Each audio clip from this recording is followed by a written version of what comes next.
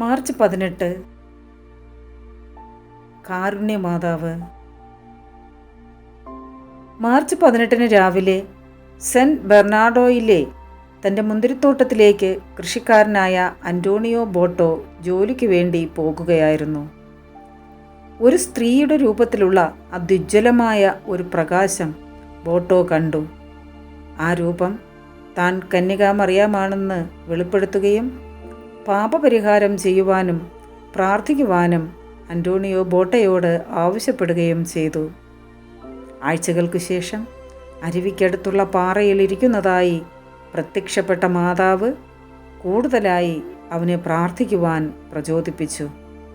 ബോട്ടോ കണ്ടതും കേട്ടതുമായ കാര്യങ്ങൾ ജനങ്ങളോട് പറയുകയും അവർ അത് വിശ്വസിക്കുകയും ചെയ്തു. ഒരു വലിയ പള്ളി ആ സ്ഥലത്ത് പണി കഴിപ്പിച്ചു. കരുണയുടെ അമ്മയെ കാണുവാൻ ധാരാളം തീർത്ഥാടകർ എത്തുന്നുണ്ട്. 1660 മാർച്ച് 18 മോറോൻമോർ ഗ്രിഗോറി ആർഡിസോൺ കരുണയുടെ മാതാവിനെ പട്ടണത്തിൻ്റെ മധ്യസ്ഥയായും രക്ഷകയായും പ്രഖ്യാപിച്ചു. അമ്മേ മാതാവേ, ഇന്ന് ജനങ്ങളിൽ കരുണയും സ്നേഹവും കുറഞ്ഞു വരികയാണ്. ഞങ്ങളിൽ കരുണയുടെ ഒരു ഹൃദയമുണ്ടാകുവാൻ അമ്മേ ഞങ്ങൾക്ക് വേണ്ടി പ്രാർത്ഥിക്കണമേ. Ave Maria.